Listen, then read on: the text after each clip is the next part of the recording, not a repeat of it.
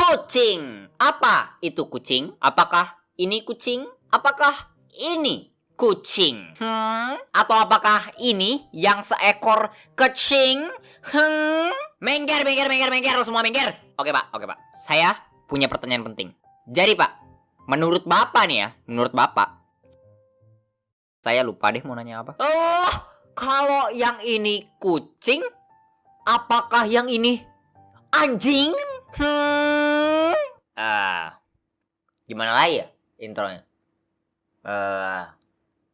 Oke guys, jadi gue mau ngomongin kucing gue. Kalau misalkan lu udah subscribe channel gue dari lama tuh ya, lu mungkin pernah nonton video ini. Ini tuh videonya udah lama banget ya. Dan apakah lu harus nonton video ini dulu supaya bisa ngerti video yang sekarang? Gak juga sih. Soalnya ceritanya juga gak terlalu nyambung gitu. Kalau misalkan di anime tuh ya, ibaratnya video ini tuh episode 1 dan video yang sekarang tuh episode 102 gitu. Ih, Daryl, kan kita mau tahu dua kucing yang kemarin gimana? Mati. Hah? Mati? Hah? Yang mana? Dua-duanya. Hah? Kok bisa? Satunya keluar rumah mau kawin terus ketabrak angkot, satunya lagi hilang terus mati. Jadi guys, kucing gua yang hitam sama yang putih tuh kemarin udah ada di alam isekai sama waifu mereka. Jadi abis mereka mati tuh gua nggak punya kucing sama sekali. Dan gua mau kasih tau lu dulu nih ya, pas lu punya kucing tuh, lu suka nggak sadar gitu, tapi pas kucing lu hilang, lu bakal bener-bener ngerasain. Setiap bangun kan, lu keluar dari kamar biasanya ada yang ngeong gitu. Tapi abis kucing gua mati tuh, kesunyian dan kesendirian.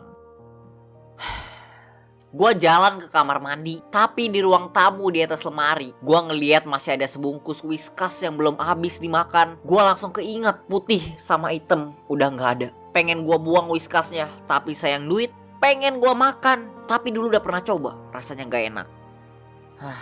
Abis gosok gigi kan, gua disuruh angkat jemuran. Pas ke belakang rumah tuh, biasanya pagi-pagi gua nginjek kucing gitu. Tapi sekarang cuman nginjek tikus. Jadi gue pengen gitu punya kucing lagi. Dan kayaknya permintaan gue tuh didengar gitu sama Tuhan. Karena beberapa bulan abis kucing gue mati tuh ya, ada kucing liar.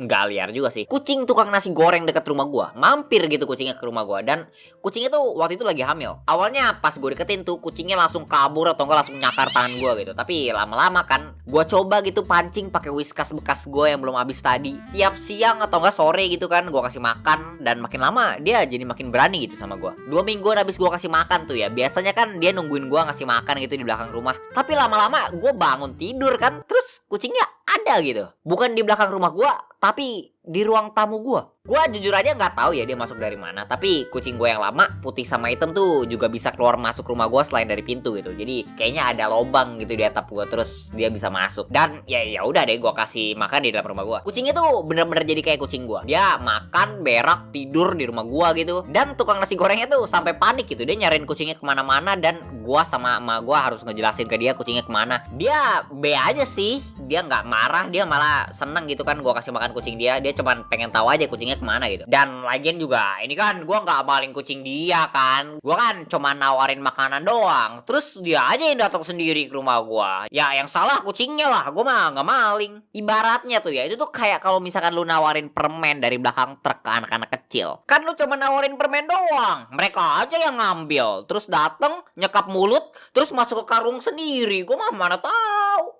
Tunggu dulu. Dan supaya gampang kita sebut aja deh nama kucingnya Belang 1. Si Belang 1 ini tuh ya bener-bener gak kayak kucing gue yang lama. Kucing gue yang lama tuh emang agak susah gitu disuruh berak di pasir. Tapi seenggaknya tuh ya, seenggaknya dia tuh kalau misalkan berak di taman belakang rumah gue gitu, jadi gue bersihin itu gak ribet. Tapi kalau Belang 1, dia tuh udah dari hari pertama, hari kedua, ketiga, keempat, kelima, dia tuh kayak tahu gitu tempat yang harus gak diberakin, tapi dia sengaja. Rasanya tuh kayak dia tuh udah bener-bener bikin strategi buat nyusahin gue tuh, udah tahu gitu mau berak di mana hari ini. Tapi ya gue tetap sayang sama dia. Terus kayak 2 bulan abis Belang 1 tinggal di rumah gua kan, dia tiba-tiba hilang gitu. Gua sebenarnya udah tahu sih dia pasti hilang buat ngelahirin, tapi ya gua tetap aja panik gitu. Soalnya gua kan pengen anaknya gitu. Gua takutnya dia ngelahirin jauh dari rumah gua terus gak pernah balik lagi ya. Jadi sia-sia gua selama ini ngasih makan dia sama ngebersihin beraknya. Jadi ya gua cari dia muter-muter keliling gang gua gitu. Gua cek di belakang pohon, di dalam kardus. Gua sampai tanya lagi ke tukang nasi gorengnya dia ngeliat kucingnya atau enggak. Tapi gak ketemu gitu. Gua udah capek kan nyari dari siang sampai sore gitu. Jadi ya lama-lama gue pasrah ujungnya. Jadi pas gue pulang balik ke rumah, gue udah mikir tuh kan, gue udah mikir, udahlah, capek gue nyari kemana-mana. Sia-sia dah gue selama ini kasih.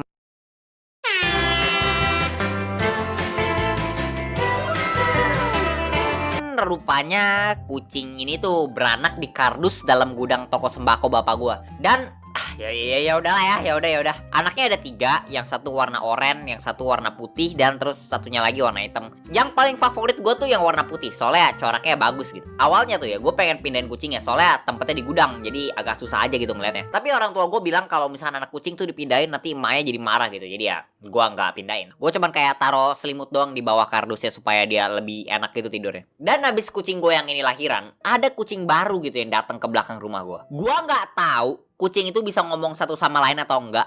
Tapi gue ada teori. Kalau si belang satu ini bilang ke temennya ya kan, ih lagi bunting juga bu. Wah iya nih. Widih, udah berapa bulan bu? Baru 1 bulan bu. Ngomong-ngomong, ibu kemana? Kok jarang nongol kayaknya di gang? Oh jadi gini bu.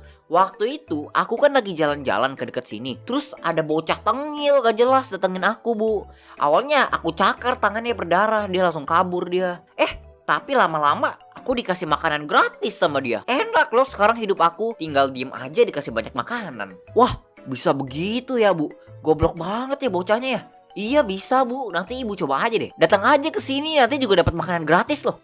Ya apakah ini beneran terjadi? Ya gue mana tahu, gue bukan kucing. Tapi enggak, gue nggak bakal adopsi kucing lain. 1 kucing dan 3 anaknya udah jauh lebih dari cukup. Gue nggak butuh lagi. Maaf aja nih ya, gue nggak bisa bagi makanan lagi. Dah sana pergi aja, cari orang lain.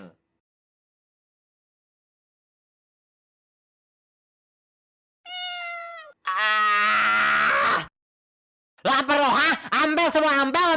Dan akhirnya gua punya 5 kucing totalnya. Gak apa-apa lah ya. Tapi kayak abis 1 minggu kan, anak-anak kucing gua udah lahiran. Dan by the way, kalau misalkan lu orangnya gampang takut, langsung skip aja ke yang ini ya. Gua kasih lu waktu 5 detik nih buat nge-skip. 1, 2, 5, udah selesai. Jadi gini guys, gua waktu itu datengin 3 anak kucing gua mau ngecek aja gitu. Gua ngelihat yang hitam sama yang oranye ini lagi nyusu sama mamanya. Dan gua bingung kan, yang putih yang favorit gua tuh kemana gitu. Terus gua lihat kan dia ada di ujung kardusnya gitu, lagi berbalut selimut. Gua mikirnya tuh kayak, wih gila lucu banget nih kucing, tidur pakai selimut nih kucingnya. Tapi pas pengen gua pindahin kan, soalnya 2 saudaranya kan lagi nyusu tapi dia lagi tidur doang, kasian gitu kan gak makan. Pas gua angkat selimutnya buat gua pindahin ke dekat emaknya kan, gua ngeliat si putih ini tuh badannya tinggal setengah. Terus pas gua ngeliat emaknya lagi kan, di mulutnya ada darah-darah gitu.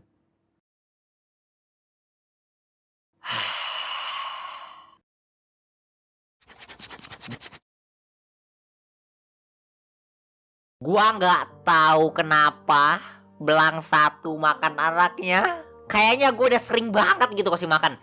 Mana yang dimakan yang warna putih lagi yang favorit gua. Aduh. Tapi ya udahlah ya. Dan apakah cuma itu kesulitan gua merah kucing? Tidak. Karena gak lama kemudian belang satu tiba-tiba hilang. Ya elah, paling lagi cari makan keluar atau apa. Tenang aja, ntar juga balik. 1 jam lewat, 2 jam lewat, 5 jam lewat, 1 hari, 1 hari setengah. Oke, saatnya panik. Dan kalau lu mau tahu kenapa gue panik, sebenarnya tuh bukan gara-gara belang satu hilang ya. Ya bukan cuman gara-gara dia hilang doang gitu. Tapi tuh kalau misalkan lu nggak tahu, anak kucing kitten itu tuh harus minum susu. Dan kalau dia nggak ada emaknya, nggak ada susunya. Jadi ya gue cari lagi si belang satu nih, muter-muter gang. Dan kayak biasa udah biasa kayaknya. Gak ketemu gitu, gak ketemu. Jadi cuman tinggal 1 nih solusinya. Gua langsung buka website toko online. Gua order susu kucing sama Dot. Dan gua harus pakai pengiriman yang instan. Dan itu tuh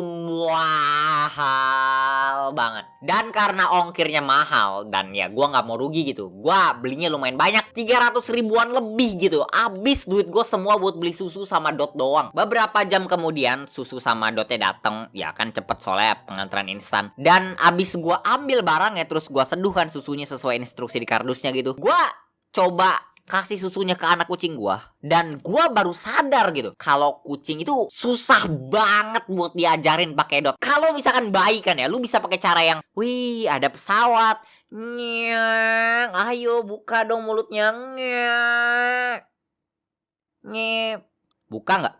Buka nggak? Buka aja. Tapi kalau misalkan kucing tuh, wih ada pesawat, nyeng, ayo buka. Jadi setelah gua nonton tutorial di YouTube, gua kerja keras dan jerih payah gitu, akhirnya adik gua bisa kasih susu ke anak kucingnya. Gila, capek banget. Tapi ya, abis itu semua, emak gua panggil gua kan, Daryl, sini ke warung. Gua kira tuh kayak, ya elah, gua capek banget abis nyuruh adik gua ngasih susu ke kucingnya. Masa abis gitu gua disuruh bantu di warung? Tapi ya udahlah ya. Dan pas gua ke warung kan, di situ gua ngeliat